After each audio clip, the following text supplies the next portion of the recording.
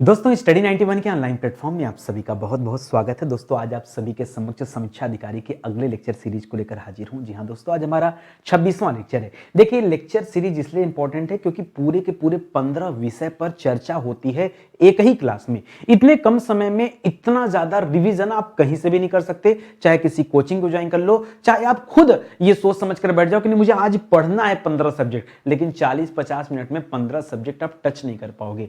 हमारे साथ जुड़े रहो तो प्री के साथ साथ मेंस के सवाल भी इस 15 चैप्टर से मैं आपको दिखाऊंगा, कराऊंगा, सॉल्व कराऊंगा। और सबसे अच्छी बात है कि इसको हम पढ़ते कैसे हैं कि आयोग जब सवाल पूछता है तो उसी सवाल को तोड़ करके हम नए नए सवाल बनाते हैं। इससे दो चीजें होती है, एक तो प्रीवियस ईयर पेपर का सॉल्यूशन तैयार होता है, दूसरा प्रश्न के बारे में विधिवत जानकारी होती है, और तीसरा संभावित प्रश्नों की पहचान भी हम कर पाते हैं। ठीक है, तो ये आपके लिए एडिशनल बेनिफिट हो पाता है। स्टडी 91 के प्लेटफॉर्म से दोस्तों समीक्षा अधिकारी परीक्षा के लिए ये दो किताबें लॉन्च की गई हैं, जो कि आपकी स्क्रीन पर भी दिख रहा होगा। और यहां पर दोस्तों ये दो किताबें बेशक आपके पास ये किताबें होनी चाहिए। किताब अगर आपके पास नहीं है तो शायद तैयारी में थोड़ी सी आप चूक कर रहे हैं। ठीक है, एक मौका दीजिए, जुड़िए स्टडी 91 के साथ और ये किताबों को ऑर्डर कीजिए घर बैठे। ठीक है, चलिए आगे बढ़ते हैं, सीधे अपने मुद्दे पर आते हैं। ये किताब दोस्तों आप सीधे हमें इस व्हाट्सएप नंबर पर मैसेज डालकर दोस्तों परचेज कर सकते हैं। अगर आपको किसी तरह की दुविधा हो रही है, नहीं परचेज कर पा रहे हैं, तो इस व्हाट्सएप नंबर पर आप कनेक्ट हो जाइए 6350009191। ठीक है,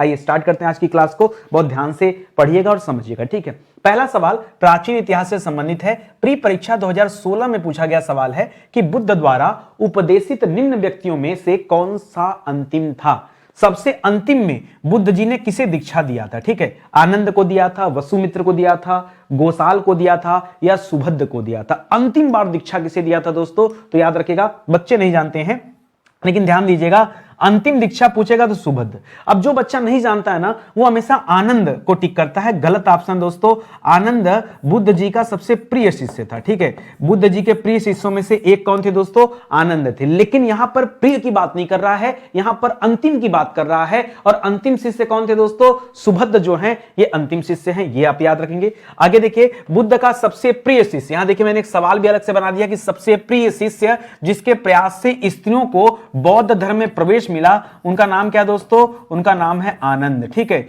आनंद। ठीक है, इन्हीं की मदद से दोस्तों स्त्रियों को पहली बार प्रवेश दिया गया। एक और आसान सा सवाल देता है कि बुद्ध ने अपना पहला उपदेश कहां पर दिया? प्रथम उपदेश। ठीक है, तो बुद्ध जी ने प्रथम उपदेश दिया था दोस्तों ऋषिपत्तनम में। कहां दिया था? ऋषिपत्तनम। ऋषिपत्तनम अब जो स्थान है किसे कहा जाता है? सारनाथ को कहा जाता है। ठीक है, सारनाथ को क्या कहते हैं? ऋषिपत्तनम। इसी सारनाथ में एक स्तूप है दोस्तों जिसका नाम है धमेख स्तूप। ठीक है, परीक्षा में आता है कि धमेख स्तूप कहां स्थित है, क्या बताएंगे? धमेख स्तूप ये सारनाथ में स्थित है। लिख रहा है बुद्ध के उपदेशों को क्या कहा जाता है? बुद्ध के जो उपदेश हैं उनको क्या नाम दिया जाता है दोस्तों? उसी को कहा जाता है धर्म चक्र प्रवर्तन। क्या कहते हैं? धर्म चक्र प्रवर्तन। ठीक है, बुद्ध के उपदेशों को क्या कहा जाता है? धर्म चक्र प्रवर्तन। कुछ एडिशनल सवाल लीजिए। अगर सवाल आए कि महात्मा बुद्ध जी ने सर्वाधिक उपदेश कहां दिया, सवाल क्या है दोस्तों? सर्वाधिक उपदेश कहां पर दिया? ये मैं कई बार आपको पढ़ा चुका हूं, तो याद रखेगा बुद्ध जी ने सर्वाधिक उपदेश दिया था श्रावस्ती में। कहां पर दिया था दोस्तों?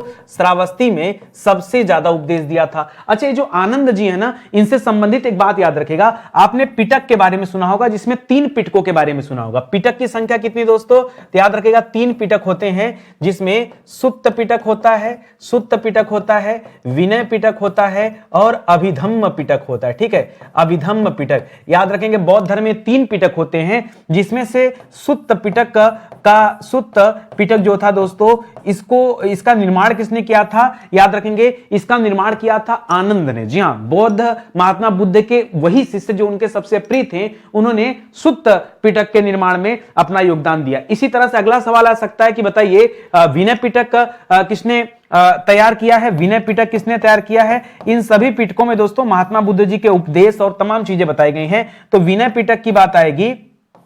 विनय पिटक अगर कभी पूछता है तो याद रखेगा दोस्तों, इसकी रचना उपाली ने किया है। किसने किया? उपाली ने। उसी तरह से जो तीसरा पिटक है अभिधम्म पिटक,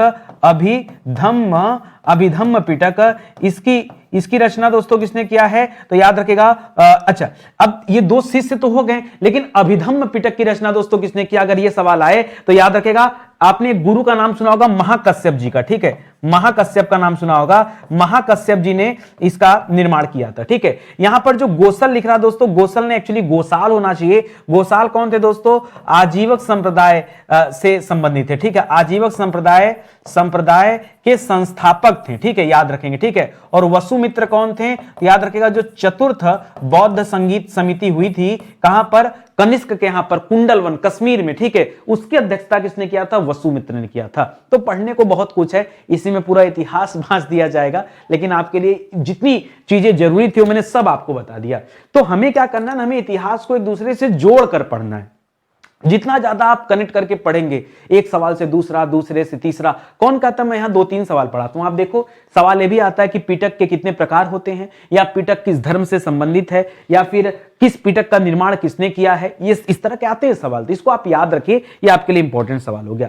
अगला सवाल देखिए, मिडावल हिस्ट्री का सवाल है, मध्यकालीन भारत का इतिहास। और यहां से मेंस 2016 में पूछा गया प्रश्न है कि नीचे दो कथन दिए गए, एक को अभिकथन कहा गया, दूसरे को कारण कहा गया। आपको बताना है कि जो कारण है वो सही व्याख्या कर रहा है कि नहीं। अभिकथन दे रहा है कि मुगल साम्राज्य के पतन के बाद मराठा सबसे शक्तिशाली देशज शक्ति के रूप में उभरे। देशज शक्ति क्यों? क्योंकि इनका निर्माण कहां हुआ था? इसी देश में पैदा हुए थे, इसलिए देशज शक्ति कह रहा है। तो बिल्कुल सही है। जब मुगल साम्राज्य का पतन होता है, ठीक है, अच्छा पतन कब? उत्तरवर्ती मुगल शासकों के आने के बाद आपने देखा धीरे धीरे मराठाओं का अस्तित्व अधिक देखने को मिलता है। मराठा पहले शासक थे जिनके पास एकीकृत भारतीय राष्ट्र की संकल्पना थी। क्या थी दोस्तों? ये सही कर दीजिए, इसको सही तरीके से लिख दीजिए, संकल्पना। ठीक है, तो याद रखेंगे, मुगलों के पास अपना कोई उद्देश्य, अपना कोई ध्येय नहीं था, लेकिन मराठों के पास था। मराठे ऐसी पहली सत्ता स्थापित करना चाहते थे जिसमें अखिल भारत का निर्माण हो। ठीक है, तो भारत राष्ट्र की संकल्पना किसके पास थी? मराठों के पास थी। क्या ये कथन और कारण सही है? बिल्कुल सही है, और व्याख्या भी सही है। इसलिए इस सवाल का सही जवाब क्या हो जाएगा? Option number 1। ठीक है, कुछ अन्य सवाल मैं बनाता हूं, ये तो आयोग ने पूछा। इसी सवाल को तोड़कर कुछ नए सवाल पैदा करते हैं। सवाल है दोस्तों, सरेजामी प्रथा संबंधित है। सरेजामी प्रथा किससे संबंधित है? क्योंकि हम मराठों के बारे में पढ़ रहे हैं, तो सिंपल सी बात है, ये मराठों से संबंधित। लेकिन मराठों में किससे? तो याद रखेंगे, मराठों के भू राजस्व व्यवस्था से संबंधित है। किससे दोस्तों? भू राजस्व व्यवस्था से संबंधित यह प्रथा है जिसका नाम है सरंजामी या सरेजामी प्रथा। करा किसके समय में मराठा शक्ति अपने चरमोत्कर्ष पर पहुंचा था, मतलब अपने टॉप पर था। ठीक है, किसके समय में? तो आपने नाम सुना होगा बालाजी बाजीराव का। किसका नाम सुना होगा? बालाजी बाजीराव का नाम सुना होगा। ठीक है, याद रखेंगे। धीरे धीरे इसके बाद अन्य कई सारे पेशवा भी हुए हैं, लेकिन मराठा अपने चरमोत्कर्ष पर किसके समय में था? तो बालाजी बाजीराव के समय में। किसे लड़ाकू पेशवा और हिंदू शक्ति का अवतार कहा जाता है? लड़ाकू पेशवा भी कहा जाता है और हिंदी शक्ति का अवतार भी कहा जाता है। तो मूवी आपने देखा होगा बाजीराव प्रथम। जी हां दोस्तों, बाजीराव प्रथम को हिंदू शक्ति का क्या कहा जाता? अवतार कहा जाता है। ये सारा पॉइंट याद रखिए। चलिए, यहां से मैं दो अच्छे सवाल बनाता हूं। दोस्तों, आपने दो तरह के कर के बारे में सुना होगा। एक कर का नाम सुना होगा चौथ नाम का एक कर होता है, और एक कर का नाम सुना होगा सरदेशमुखी। ठीक है, चौथ और सरदेशमुखी। और बहुत बार दोस्तों कंफ्यूजन भी होता है कि चौथ किसे कहते हैं और सरदेशमुखी किसे कहते हैं। देखिए, चौथ का मतलब होता है 1/4, और जो 1/4 ये टैक्स लगता था ना, याद रखेगा, ये रक्षा के बदले लगता था। रक्षा के बदले। याद रखेंगे, बहुत सारे स्थान ऐसे थे जो मराठा भूभाग में नहीं आते थे, लेकिन वे चाहते थे कि हमारा ध्यान, हमारी रक्षा कौन करे? मराठा करे। एक छोटा सा एग्जांपल देता हूं। मान लीजिए कल को अफगानिस्तान कहे भारत से कि भाई भारत अपनी सेना हमारे देश में ला दो, हमें सुरक्षा चाहिए, हम बहुत परेशान हैं अपने पड़ोसियों से, हमें सुरक्षा चाहिए, तो अपनी सेना हमें दे दो। या ये बात नेपाल हमसे कहे, ये बात भूटान हमसे कहे, तो दोस्तों अब भाई हम अपनी सेवा अगर भूटान को, नेपाल को, अफगानिस्तान को देंगे तो बदले में कुछ तो लेंगे। क्या लेंगे? उनके संपूर्ण आय का 1/4। ठीक है, उसी तरह से जो मराठा थे, ये मराठा क्षेत्र में नहीं आता था, लेकिन ऐसे क्षेत्र जो मराठाओं के क्षेत्र से लगे थे या दूर भी थे, जब उनकी जो है समस्त रक्षा करना, उनका संरक्षण करना मराठा अपने पास लेते थे, तो बदले में चौथ वसूलते थे। ठीक है, और सरदेशमुखी क्या होता था? सरदेशमुखी मराठा अपने लोगों से लेते थे, यानी मराठाओं की धरती से जो भू राजस्व वसूला जाता था उसे सरदेशमुखी कहा जाता था। ठीक है, तो मराठा क्षेत्र से वसूला जाने वाला कर जो था दोस्तों वो क्या कहलाता था, वो था सरदेशमुखी। तो बच्चे यहां कंफ्यूज होते हैं, लेकिन अब मत कंफ्यूज होइएगा, दोनों अच्छे पॉइंट है, चौथ और सरदेशमुखी तो हर बच्चे को पता होना चाहिए, क्योंकि सवाल बार बार यहां से पूछा जाता है। अगला सवाल देखिए, आधुनिक भारत के इतिहास से सवाल दे रहा है, प्री परीक्षा 2017 में पूछा गया सवाल है, एक सूची को सूची 2 से सुमेलित करना है। आइए सुमेलित करते हैं। पहला है अहोम विद्रोह, कोल विद्रोह, संथाल विद्रोह और मोपला विद्रोह। अब जो आसान है मैं बता दूं, ज्यादातर बच्चे अहोम को जानते हैं, अहोम अ से 28 अ से अहोम, ठीक है। तो अहोम विद्रोह कहां हुआ था दोस्त, कब हुआ था, ये 1928 में हुआ था। और मोपला विद्रोह कब हुआ था दोस्तों, ये 1921 में हुआ था केरल में, ठीक है। तो याद रखेगा पहले का दूसरा और डी का 3, तो A1 D3 जहां पर हो दोस्तों A1 D3, A1 D3 D का 3 ना, ठीक है, डी का 3 और ए का, अच्छा ए का 2, A1 नहीं A2 है, ठीक है, ये वाला हो जाएगा उत्तर। देखिए यहां पे डी का 3 भी मिल रहा है और ए का 2 मिल रहा है, तो बहुत आसान, आराम से आपने पता कर लिया कि कोल विद्रोह कब हुआ था दोस्तों, 1931-32 के दौरान, और संथाल कब हुआ था, ये 1831-32 था, ठीक है। और 1855-56 के दौरान क्या हुआ था, संथाल विद्रोह हुआ था। 1847 की क्रांति से ठीक पहले दोस्तों संथाल विद्रोह हुआ है, इसको याद रखेंगे तो ऑप्शन नंबर 1 सही हो गया। आइए हम कुछ अन्य बातें करते हैं। अब ज्यादातर लोग दोस्तों ये 1828 जानते हैं, लेकिन हमें थोड़ा सा और डिटेल में पढ़ना। अगर ये पूछे अहोम विद्रोह कहां हुआ था, सवाल ये पूछ दे तब क्या बताएंगे, लोकेशन पूछ दे तो अ से अहोम, अ से 28 और अ से असम, ठीक है। अहोम विद्रोह कहां हुआ था, असम में हुआ था। इसी तरह से कोल विद्रोह, ठीक है कि हमें जानकारी कि कोल विद्रोह कब हुआ था, 1831-32 के दौरान, ठीक है। लेकिन इसके अलावा अगर यह पूछा जाए कि कोल विद्रोह का लोकेशन कहां पर था, किन किन क्षेत्रों में कोल विद्रोह हुआ था, तो याद रखेगा इसका क्षेत्र था दोस्तों छोटा नागपुर। कौन सा क्षेत्र था दोस्तों, कोल विद्रोह था छोटा नागपुर। कैसे याद रखेंगे, भूल जाएंगे नहीं तो, ठीक है। जैसे अ से 28 अ से असम तो याद हो जाएगा, लेकिन छोटा नागपुर भूल जाएगा, तो ऐसे याद रखेगा नाग यानी सर्प, सर्प कहां रहता है, कोयली में, ठीक है। तो छोटा नागपुर में कोल विद्रोह, इस तरह से याद रखेगा। इसी तरह से जो संथाल विद्रोह है ये 1855-56 के दौरान हुआ था, घटित हुआ था। और संथाल विद्रोह बहुत बड़े पैमाने पर चला था। संथाल विद्रोह में दोस्तों ये बंगाल भी था, बिहार भी था, बंगाल बिहार एटा तक दोस्तों ये संथाल विद्रोह था। और मोपला विद्रोह दोस्तों ये 1921 में बहुत बाद में हुआ था, ये केरल से संबंधित था। कहां से दोस्तों, यह कहां से संबंधित है दोस्तों, केरल से संबंधित मोपला विद्रोह, तो आप इसे भी याद रखेंगे, ठीक है। मैंने आपको एक पॉइंट और बता दिया, कौन सा विद्रोह कहां हुआ। हो सकता था परीक्षा में लोकेशन ही पूछ लेता, ऐसे लोकेशन ईयर ना देके आपसे लोकेशन भी पूछ सकता था, तो इसलिए दोस्तों आप एक एक चीजें ध्यान में रखो। ये हो गया आधुनिक भारत का सवाल। अगला सवाल देखते हैं। अगला सवाल दोस्तों भारत के भूगोल का सवाल है। सवाल क्या दे रहा है, मेंस परीक्षा 2017 में पूछा गया सवाल है कि निम्नलिखित में से किस राज्य में काली मिर्च और इलायची का उत्पादन होता है। काली मिर्च को दोस्तों याद रखेंगे मसालों का राजा कहते हैं। क्या कहते हैं दोस्तों, मसालों का राजा, ठीक है। उसी तरह से इलायची को क्या कहा जाता है दोस्तों, रानी कहा जाता है। अच्छा, काली मिर्च और इलायची का उत्पादन होता है, कहां पर होता है, असम में नहीं होता। असम चाय की धरती है, जहां चाय का सर्वाधिक उत्पादन होता है। जम्मू कश्मीर वगैरह उठाएंगे दोस्तों तो यहां केसर का उत्पादन होता है, प्लस दोस्तों सेब वगैरह का उत्पादन होता है। किसका, केसर हो गया, सेब हो गया, इसका उत्पादन होता है, ठीक है। हिमाचल प्रदेश में भी किसका उत्पादन होता है, सेब का होता है। केरल यहां पर दोस्तों सही जवाब हो जाएगा, केरल। केरल में दोस्तों मसालों का उत्पादन होता है, ठीक है। इसीलिए दोस्तों इसे मसाला राज्य भी कहते हैं, ठीक है। मसाला राज्य का दर्जा किसे का दिया जाता है, केरल को दिया जाता है। और यहीं पर सबसे ज्यादा दोस्तों ये काली मिर्च और इलायची का उत्पादन होता है। लिख रहा चाय का सर्वाधिक उत्पादन कहां होता है दोस्तों, बता तो दिया असम। लेकिन मान लीजिए अगर ही सवाल में काफी दे देता तब क्या बताते हैं, काफी का सबसे ज्यादा उत्पादन कहां होता है दोस्तों, कर्नाटक में होता है। कहां पर होता है, कर्नाटक में। इसी तरह से भारत में सर्वाधिक केसर का उत्पादन कहां होता है, तो सर्वाधिक केसर का उत्पादन होता है जम्मू कश्मीर, ठीक है, जम्मू कश्मीर। एक दिन पहले मैंने क्लास लिया था दोस्तों, आपने पढ़ा था कि केसर का उत्पादन ईरान में भी होता है। कहां होता है दोस्तों, ईरान पढ़ा था ना, याद रखेंगे। सेब का उत्पादन कहां होता है दोस्तों, तो सेब का उत्पादन जम्मू कश्मीर में भी होता है और हिमाचल में भी होता है, ठीक है। दोनों जगह है तो दोनों जगह लिख लीजिए। मसाला का सबसे बड़ा उत्पादक राज्य कौन सा है, अगर सबसे बड़ा उत्पादक राज्य पूछे तो केरल मत करेगा, आप अपना जवाब दीजिएगा आंध्र प्रदेश। जी हां, मसाला राज्य भले ही केरल को कहा जाता है, लेकिन सबसे ज्यादा मसाला का उत्पादन कहां होता है, तो याद रखेगा आंध्र प्रदेश में।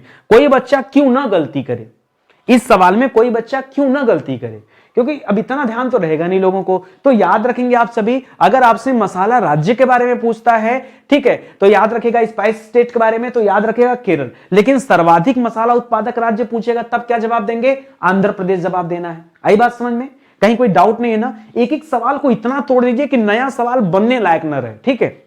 आगे बढ़िए, अगला सवाल पढ़ते हैं, और अगला सवाल विश्व के भूगोल से संबंधित सवाल है। ये दोस्तों मेंस परीक्षा 2017 में पूछा गया सवाल है। लिख रहा उत्तरी अमेरिका का सुपीरियर झील का जो क्षेत्र है किस लिए प्रसिद्ध है, ठीक है। सुपीरियर झील का नाम सुना होगा दोस्तों, सुपीरियर झील ये उत्तरी अमेरिका में स्थित है। ये किस लिए फेमस है? लिख रहा लौह अयस्क भंडार के लिए, कोयला के लिए, सोना के लिए, या फिर यूरेनियम के लिए, ठीक है, यूरेनियम के लिए। किसके लिए फेमस है दोस्तों? अगर हम यूरेनियम की बात करते हैं दोस्तों, तो यूरेनियम के लिए किसे जाना जाता है? याद रखेंगे कजाकिस्तान को जाना जाता है ना। सर्वाधिक यूरेनियम उत्पादन कहां से होता है? कजाकिस्तान में। दूसरे नंबर पे दोस्तों कनाडा आता है, जो कि उत्तरी अमेरिका में स्थित है, और तीसरे नंबर पे जाके ऑस्ट्रेलिया आता है, ठीक है। कौन आता है? ऑस्ट्रेलिया आता है, ठीक है। तो ये तो जवाब होगा नहीं। सर्वाधिक सोना उत्पादन कहां से होता है दोस्तों? तो चीन से होता है, सबसे ज्यादा सोने का उत्पादन, ठीक है। और कोयला का उत्पादन भी कहां से होता है दोस्तों? चीन से ही होता है। ये भी जवाब नहीं, ये भी जवाब नहीं है, ठीक है। लौह अयस्क का उत्पादन भी दोस्तों चीन से ही होता है, लेकिन लौह अयस्क भंडार के लिए याद रखेंगे सुपीरियर झील का क्षेत्र जो है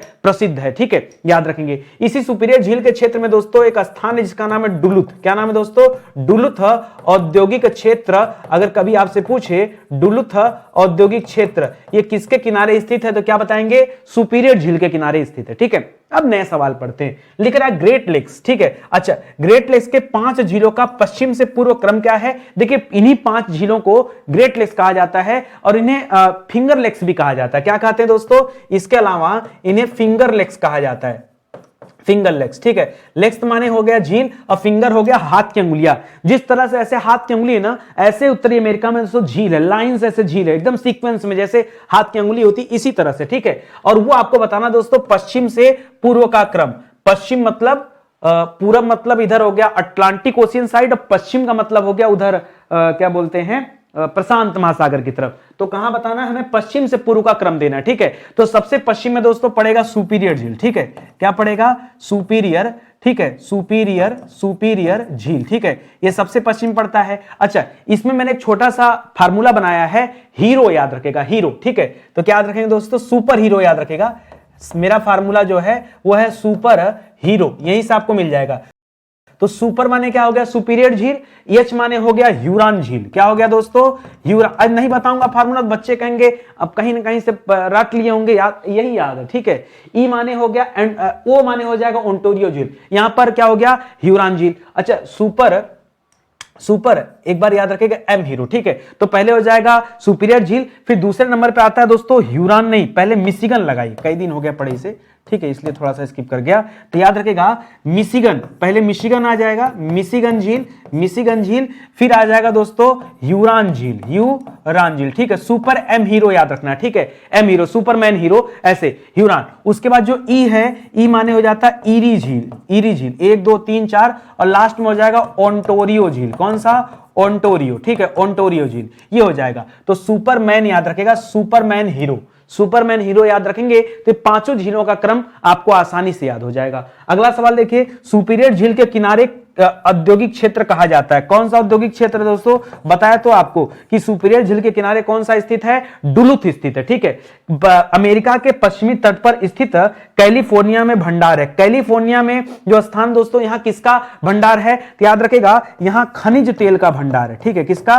खनिज तेल का भंडार है। जिस तरह से भारत के पश्चिमी तट पर, महाराष्ट्र के पश्चिमी तट पर बॉम्बे हाई का स्थान है, वहां भी खनिज तेल का भंडार पाया गया है। उसी तरह से अमेरिका के भी पश्चिमी तट पर कैलिफोर्निया स्थित है, जहां से खनिज तेल के भंडार मिले हुए हैं, ठीक है। तो वर्ल्ड ज्योग्राफी का सवाल है। देखिए जीएस की क्लास आप मेरी क्लास अटेंड करिए, हर परीक्षा के लिए इस तरह से दोस्तों मैं आपको दूंगा। ये प्रीवियस ईयर पेपर का एक ऐसा सोल्यूशन है जो मजा आ जा रहा होगा आप लोगों को पढ़कर, ठीक है।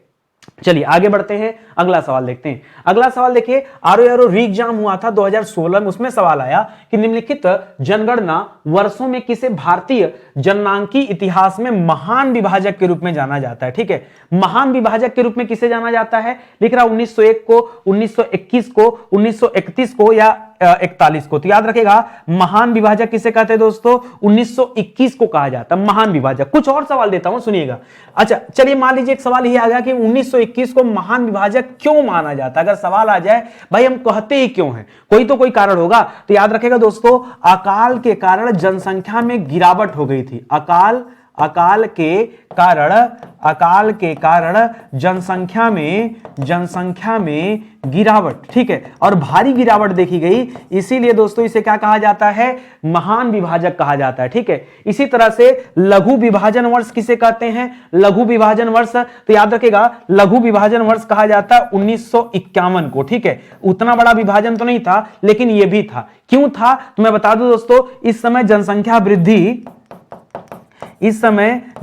वृद्धि जो पहले 1.33% हुआ करती थी वो दोस्तों और घट करके 1.25% आ गई थी। ठीक है, तो याद रखेगा भाई कुछ तो घटा, 1.1/3 से 1/4 हो गया। ठीक है, तो याद रखेगा दोस्तों ये हो जाएगा, ये परसेंटेज में कम हो गया, इसलिए इसे लघु विभाजक कहा जाता है। एक सवाल और आता है, जनसंख्या विस्फोट वर्ष किसे कहते हैं, जनसंख्या विस्फोट मतलब तेजी से जनसंख्या बढ़ना। तो जनसंख्या विस्फोट वर्ष है 1951 से लेकर के 1981। 1951 से 1981 के वर्ष को क्या कहा जाता है, जनसंख्या विस्फोट वर्ष कहा जाता है, क्योंकि इसमें जनसंख्या तेजी से बढ़ी। ठीक है, तो ये सवाल भी याद रखेगा। तो ये 3-4 सवाल है एक दूसरे से मिलते जुलते, ये सवाल अक्सर आते हैं। हां कुछ सवाल और बता दूं, अगर मैं बात करूं दोस्तों प्रथम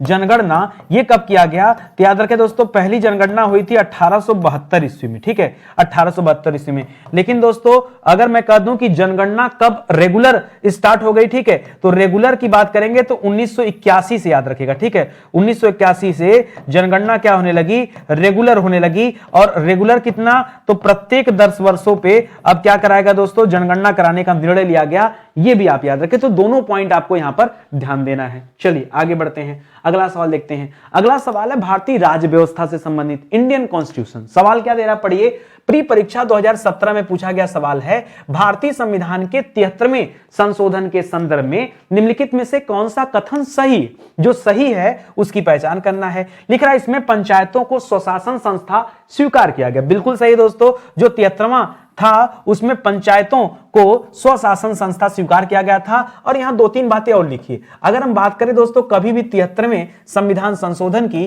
तो याद रखेगा 73वां संविधान संशोधन कब हुआ था, याद रखेंगे 1992 में हुआ था। ठीक है, और इसी के तहत दोस्तों क्या किया गया था, भाग 9 जोड़ा गया था। क्या जोड़ा गया था दोस्तों, भाग 9 जोड़ा गया था। और अगर दोस्तों यहां पूछ दे भाग 9 में शामिल अनुच्छेद के बारे में, तो याद रखेंगे अनुच्छेद 243 से लेकर के अनुच्छेद 243 कहां तक दोस्तों, ओ तक। ठीक है, ए से लेके ओ तक, ए ओ, ठीक है, ए ओ तक दोस्तों ये है, ए से लेकर ओ तक यहां पे आता है। इसमें शहरी स्थानीय सरकार को स्वीकार किया गया नहीं, शहरी स्थानीय स्वीकार को दोस्तों 74वें संविधान संशोधन द्वारा स्वीकार किया गया था। तो ये दोस्तों गलत हो जाएगा, ऑप्शन 1 वाला जो है दोस्तों बिल्कुल सही हो जाएगा।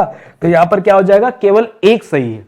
आई बात समझ में, कहीं कोई डाउट नहीं है ना, आराम से समझ लिए ना। चलो आगे देखते हैं। लिख रहा है संविधान के किस संशोधन द्वारा शहरी स्थानीय सरकार को स्वशासन संस्था स्वीकार किया गया। तो अभी मैंने आपको बताया कि दोस्तों इसको 74वें संविधान संशोधन द्वारा स्वीकार किया गया था, और 74वां संविधान संशोधन भी 1992 में हुआ था।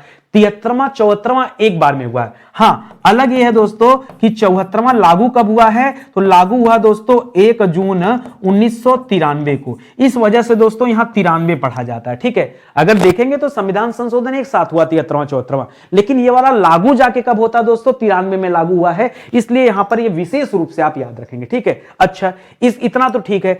और इसके अलावा दोस्तों और क्या याद रखेंगे, तो 74वें में, चलिए एक चीज और पढ़ लीजिए पहले, फिर लास्ट में लिख देता हूं, नहीं लिख लीजिए। 74वां संविधान संशोधन जो था दोस्तों, इसके तहत दोस्तों भाग 9 क जोड़ा गया। क्या जोड़ा गया, भाग 9 क जोड़ा गया। और जब 9 क जोड़ा गया ना, तो अनुच्छेद जो 243 ओ पे खत्म था वो शुरू होता कहां पे, ओ के बाद क्या आ जाएगा, पी आ जाएगा। तो 243 पी से स्टार्ट होकर के 243 से जेड जी तक गया। कहां तक गया दोस्तों, जेड जी तक गया। ये भी सवाल आपको याद रखना है, ये सब स्पेशल पॉइंट दे रहा हूं, बार बार यहां से सवाल बनता है। और जितना ज्यादा आप पढ़ लो ना, जितना ज्यादा कनेक्ट करोगे सवाल को, उतना आसान रहेगा हमारे लिए। अगला सवाल क्या लिख रहा है, पंचायती राज व्यवस्था का उल्लेख 7वीं सूची के अंतर्गत किस सूची में आता है।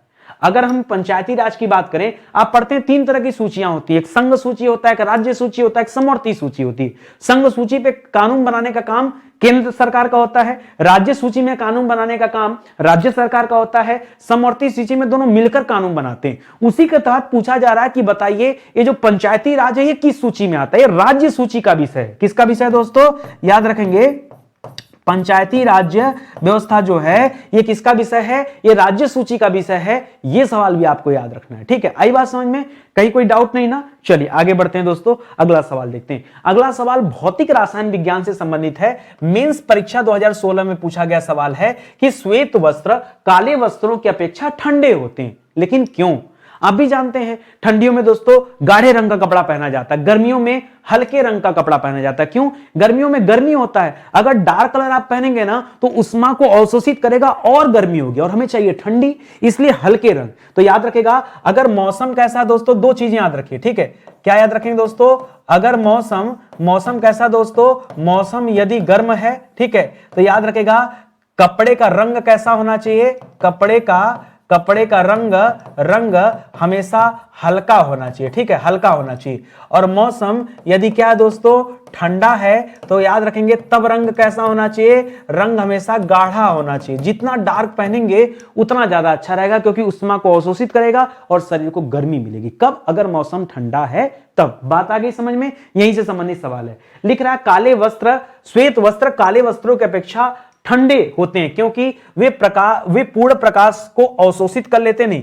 श्वेत वस्त्र प्रकाश को अवशोषित नहीं करते हैं, वे प्रकाश को अभिछेदन से रोकते हैं, गलत। वे सूर्य के प्रकाश को पूर्णतः ठंडा करते हैं, यह भी गलत। वे संपूर्ण प्रकाश को परावर्तित कर देते हैं, ठीक है? क्या होता है, जो हल्के रंग होते हैं ना वो परावर्तित करते हैं, ठीक है? तो याद रखेगा, अगर कभी भी हल्के रंग की बात होती है तो हल्के रंग परावर्तित करते हैं, और जो गाढ़े रंग होते हैं दोस्तों, गाढ़े रंग जो होते हैं वो प्रकाश को क्या करते हैं? वे अवशोषित करते हैं। तो दोनों बात आपको याद रखना है, परीक्षा में कहीं से कुछ भी सवाल बन सकता है। फिलहाल इस सवाल का जो सही उत्तर है ऑप्शन नंबर 4 यानी डी जो है आपका राइट आंसर हो जाएगा। लिख रहा है प्रकाश का सर्वाधिक परावर्तक रंग है। सबसे ज्यादा परावर्तन कौन करता है दोस्तों? तो सर्वाधिक परावर्तन करता है श्वेत रंग, सफेद रंग, ठीक है? या फिर दोस्तों जितने भी हल्के रंग होंगे, जितना भी हल्का रंग होगा, वे सभी दोस्तों परावर्तक के रूप में काम करते हैं। प्रकाश को सर्वाधिक अवशोषक कौन करता है? अवशोषण कौन करता है? तो याद रखेगा, या तो काला रंग याद रखिएगा, या तो जितना ज्यादा गाढ़ा रंग होगा वो दोस्तों क्या करते हैं? अवशोषक करते हैं। सोलर कुकर के अंदर तल गहरे काले रंग का होता है। क्यों? क्योंकि दोस्तों काले रंग का इसलिए होता है क्योंकि काला रंग क्या होता है? प्रकाश का अवशोषक होता है। क्या होता है?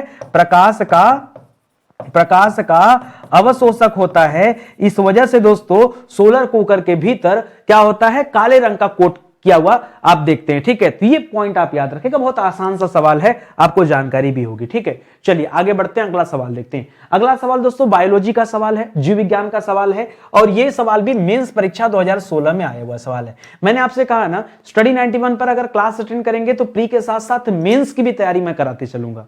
और आप देखिए कितने आसान आसान सवाल है। सवाल यहां पर कथन कारण दे रहा है, कथन लिख रहा है मानव शरीर अपने लिए सभी विटामिनों का संश्लेषण कर लेता है। जी हां, मैं एक चीज बताना चाहूंगा, मानव शरीर को जितनी भी जरूरत होती है विटामिन की, जैसे वो विटामिन शरीर लेता है वो उसको क्या कर लेता है? एब्जॉर्ब कर लेता है। और जो जरूरत नहीं होता है वो मूत्र मार्ग से क्या होता है? बाहर चला जाता है। एक्स्ट्रा विटामिन कोई रखने की जरूरत नहीं है। तो पहला अभिकथन जो दिया दोस्तों ये बिल्कुल सही है। लिख रहा है शरीर के उचित विकास के लिए विटामिन अनिवार्य होते नहीं। शरीर के अगर विकास की बात करेंगे, उचित विकास के लिए, तो प्रोटीन जरूरी है। क्या जरूरी दोस्तों? प्रोटीन जरूरी है, न कि विटामिन। तो दोस्तों ए और आर, ये मतलब ए सही है लेकिन आर क्या है दोस्तों? सही नहीं है, ठीक है? और कारण की तो व्याख्या ही छोड़ दीजिए, ठीक है? तो यहां पर कह सकते हैं कि ए सही है परंतु आर सही नहीं है। ऑप्शन नंबर 3 दोस्तों यहां पर जो है राइट आंसर हो जाएगा, ठीक है? याद रखेंगे, ठीक है? चलिए, अच्छा एक चीज और बताइए मुझे,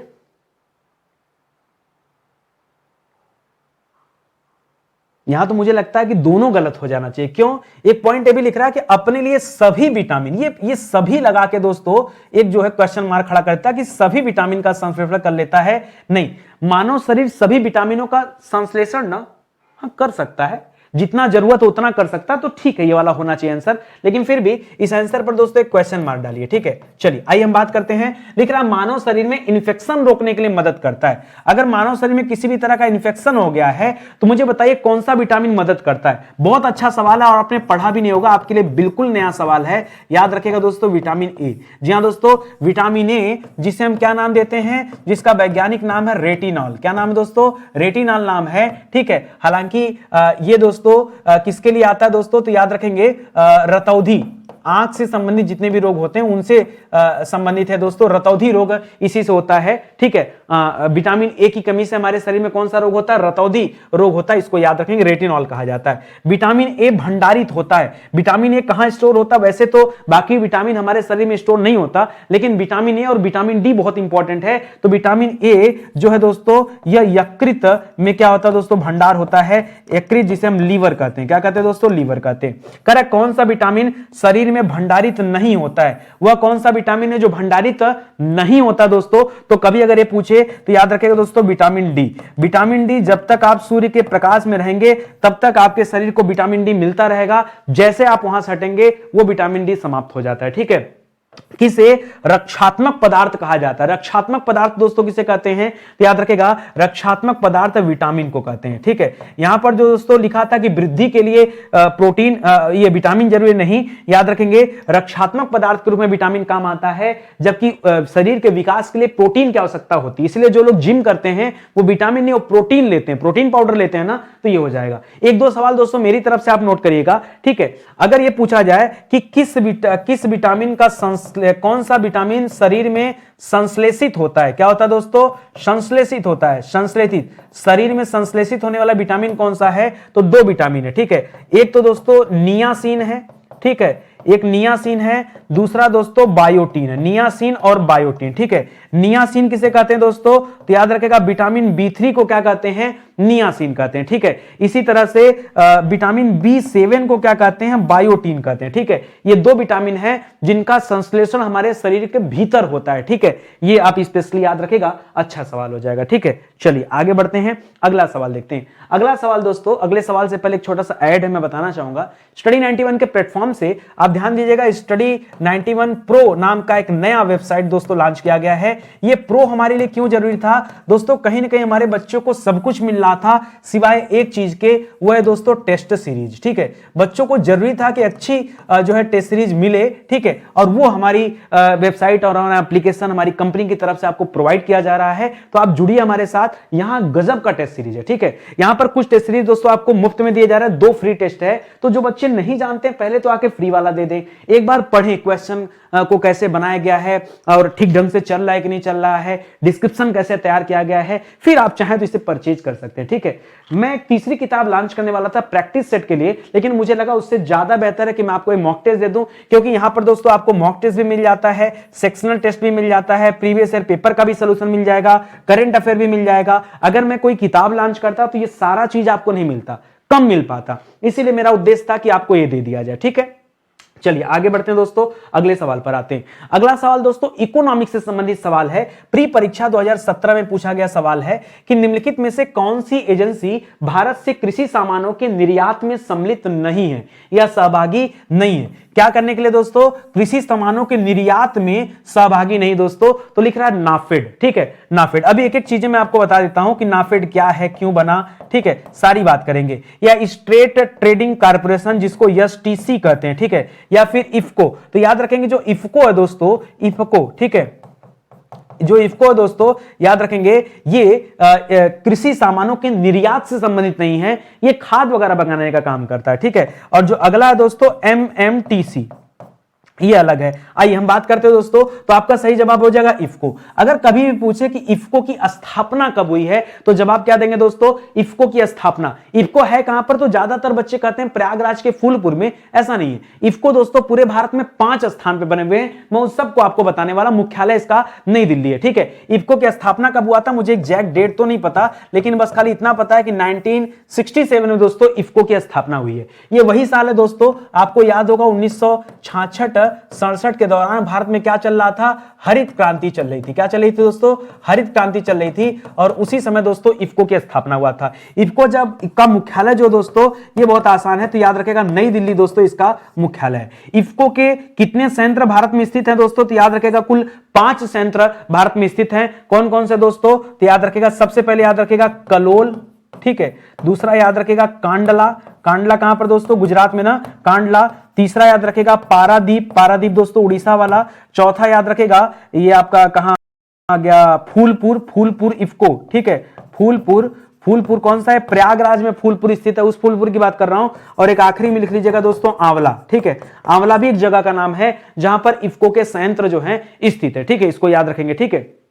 चलिए अब आगे बात करते हैं। ये जो नाफेड दिख रहा है, ठीक है, ये नाफेड क्या दोस्तों, तो नाफेड किसी सामानों के निर्यात से संबंधित है जहां एन, अच्छा कभी कभी दोस्तों नाफेड का फुल फॉर्म भी आपसे पूछता है। क्या पूछता है, नाफेड का फुल फॉर्म आपसे पूछता है। तो एन मींस क्या हो जाता है दोस्तों, national, national.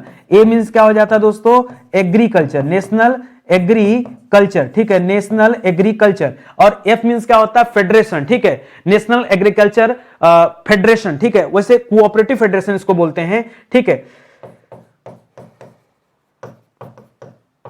Cooperative, cooperative society जैसे पढ़ते हैं ना, cooperative, cooperative marketing federation, marketing विपणन, marketing federation of India, federation, federation, federation of India. ये दोस्तों नाफेड का फुल फॉर्म है। कई बार मैंने देखा कि ये भी आपसे परीक्षा में पूछा जाता है। और इसकी स्थापना कब हुआ था दोस्तों, 1958 में। 1958 वही साल है जिस वर्ष क्या हुआ था, डीआरडीओ की भी स्थापना हुई थी। किसको स्थापना हुई थी, डीआरडीओ की। उसी साल दोस्तों नाफेड का स्थापना हुआ है। इफको का स्थापना कब हुआ है, 1967 हरित क्रांति के समय में।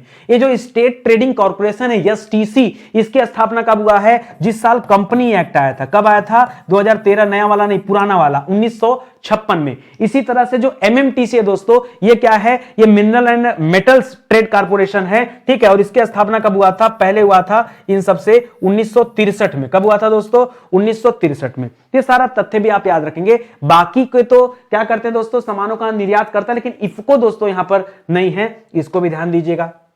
आगे देखिए, भारत का ओसनिक नेशनल पार्क स्थित है। ये ओसनिक नेशनल पार्क कहां पर स्थित है, सुंदरवन नहीं, सुंदरवन में डेल्टा जरूर है। दुनिया का सबसे बड़ा डेल्टा कहां है दोस्तों, दुनिया का सबसे बड़ा डेल्टा,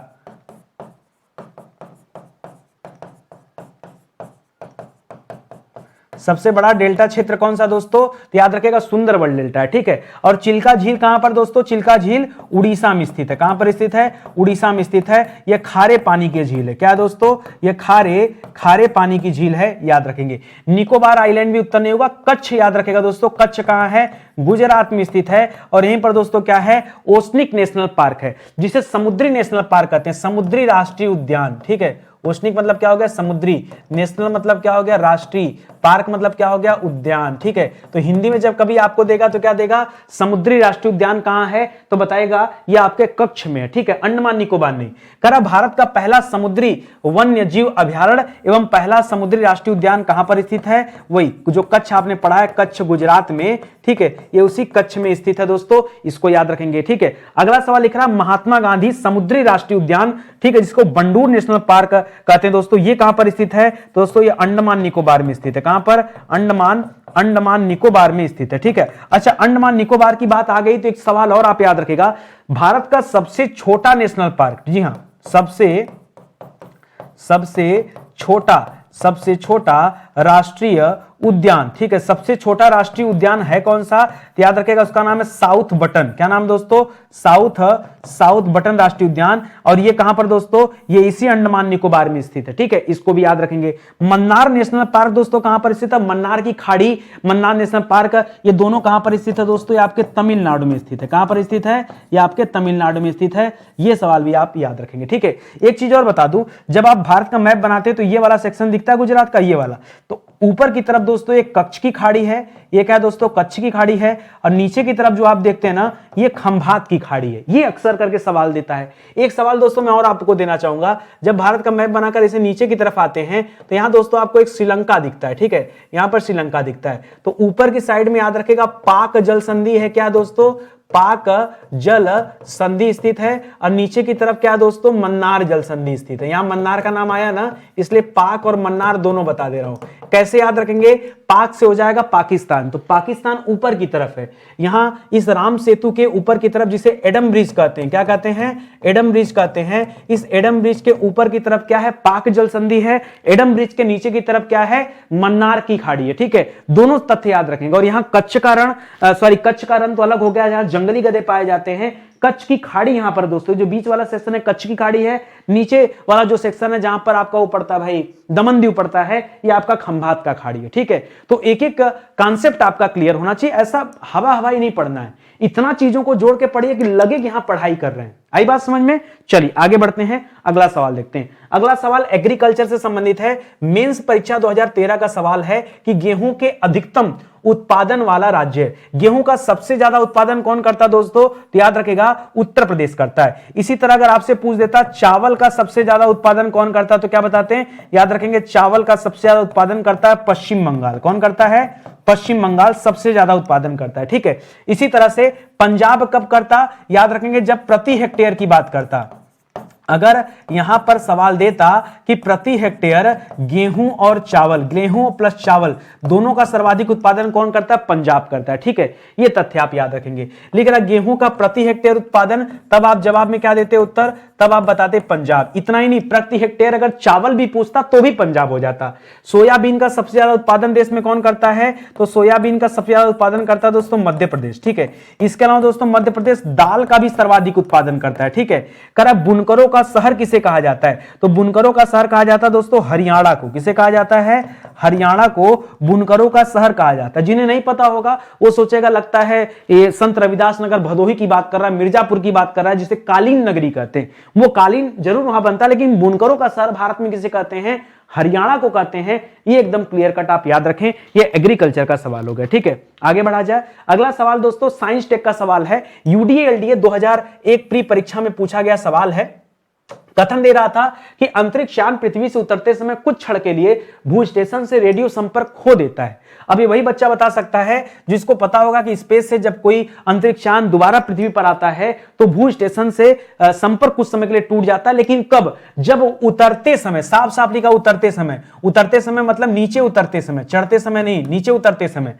अगला कारण दे रहा है कि जब एक अंतरिक्ष यान पृथ्वी के वायुमंडल में प्रवेश करता है तो यान की सतह का ताप क्या हो जाता है, बढ़ जाता है, जिससे उसके चारों ओर की वायु क्या हो जाती है, आयनित हो जाती है। और जब आयनित हो जाएगी तो संपर्क टूट जाएगा। ठीक है, यही कारण होता है। क्या है, दोनों सही है, बिल्कुल सही, ए और आर दोनों सही है। और जो आर है वो ए की अच्छी तरह व्याख्या भी कर रहा है, इसलिए ऑप्शन ए आपका राइट आंसर हो जाएगा। लिख रहा अंतरिक्ष यान का भू स्टेशन से रेडियो संपर्क कब टूटता है दोस्तों, तो याद रखेंगे नीचे उतरते समय, नीचे उतरते समय टूटता है। कोई पूछे दोस्तों क्यों टूट जाता है नीचे उतरते समय, तो क्या बताएंगे, याद रखेंगे नीचे उतरते समय यान का जो बाहरी सतह होता है, जो बाहरी आवरण होता है, वहां टेंपरेचर बढ़ जाता है, सतह का ताप क्या हो जाता है दोस्तों, बढ़ जाता है, सतह का ताप बढ़ जाता है, जिसके कारण क्या होता है दोस्तों, जिसके कारण वायु क्या होती है, आयनित हो जाती है। और जब वायु ही दोस्तों आयनित हो गई तो संपर्क कैसे बने गए। ठीक है, याद रखेंगे। एक सवाल और देता हूं, बढ़िया सवाल है, सुनिए। एक अंतरिक्ष यान में पृथ्वी के चारों ओर परिक्रमा करते हुए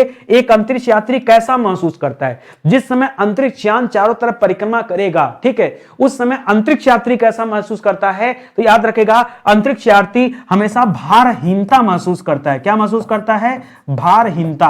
क्या करता है दोस्तों, वो भारहीनता महसूस करता है। यह सवाल भी कई बार परीक्षा में आ चुका है, पॉइंट टू पॉइंट सवाल है, इसको अच्छे से ध्यान रखें।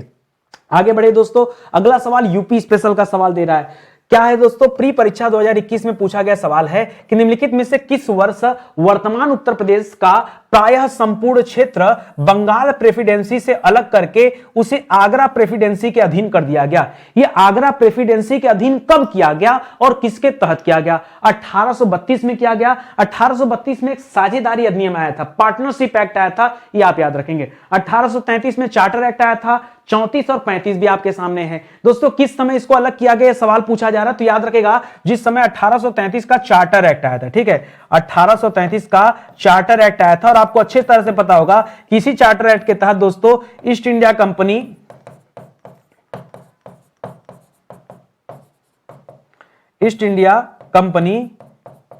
कंपनी का व्यापारिक एकाधिकार, व्यापारिक एकाधिकार समाप्त कर दिया गया, पूर्ण रूप से समाप्त कर दिया गया। एकाधिकार पूर्ण रूप से या पूर्णतः समाप्त कर दिया गया। 1813 में भी एक चार्टर एक्ट आया था, लेकिन उसके तहत चीन के साथ चाय का व्यापार, यही ना, चीन के साथ चाय का व्यापार ये छोड़ दिया गया था। लेकिन दोस्तों बाद में जब 1833 वाला चार्टर एक्ट आया तो याद रखेगा वो पूरा जो मोनोपोली था वो पूरी तरह से समाप्त कर दिया गया और सबको मौका दिया गया। ठीक है, लेकिन आगरा प्रेसिडेंसी की स्थापना की, आगरा प्रेसिडेंसी की स्थापना दोस्तों किसने किया है? तो याद रखेगा आप बात कर रहे हैं 1833 की, तो 1833 में भारत का वायसराय, दोस्तों वायसराय नहीं, इस समय वो होता था गवर्नर जनरल होता था, भारत का गवर्नर जनरल, भारत का गवर्नर जनरल। ठीक है, गवर्नर जनरल। ठीक है, तो याद रखेंगे दोस्तों गवर्नर जनरल कौन थे?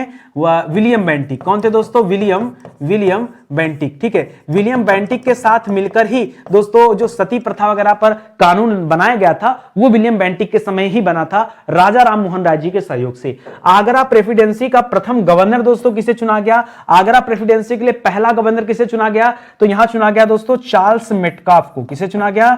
चार्ल्स मेटकाफ को आगरा प्रेसिडेंसी का पहला गवर्नर चुना गया था। आगरा प्रेसिडेंसी का नाम बदलकर उत्तरी पश्चिमी प्रांत कब कर दिया गया? ठीक है, उत्तरी पश्चिमी प्रांत दोस्तों ये नाम कब दिया गया? तो ये नाम ठीक उसके अगले साल दिया गया जब उसे अलग कर लिया गया। उसके ठीक बाद 1834 ईस्वी में उसका नाम चेंज कर दिया गया, अब उसे उत्तरी पश्चिमी प्रांत का दर्जा दिया गया। ठीक है, आगरा तब भी नहीं कहा जाता था। ठीक है, अगला सवाल देखिए, विविध से संबंधित सवाल दे रहा है और ये मेंस परीक्षा 2017 में पूछा गया सवाल है। ठीक है, सवाल था कि बंगाली नामक पत्रिका का संपादन किसने किया, बंगवासी का संपादन किसने किया, वंदे मातरम का संपादन किसने किया है, और अमृत बाजार पत्रिका। तो अमृत बाजार पत्रिका का संपादन तो बच्चा बच्चा जानता होगा कि मोतीलाल घोष जी ने किया है। वंदे मातरम का दोस्तों अरविंदो घोष जी ने किया है। तो C2 और D4, ठीक है, तो C2 D4 दोस्तों आप देख रहे हैं कि बी वाला यहां सही हो जाएगा, और बंगाली पत्रिका यह आ जाएगा दोस्तों सुरेंद्र नाथ बनर्जी, और बंगवासी जोगेंद्र नाथ बोस। ये आपने बना लिया एक अच्छी सी मैचिंग, तो ये आपका सही जवाब बन गया। ठीक है,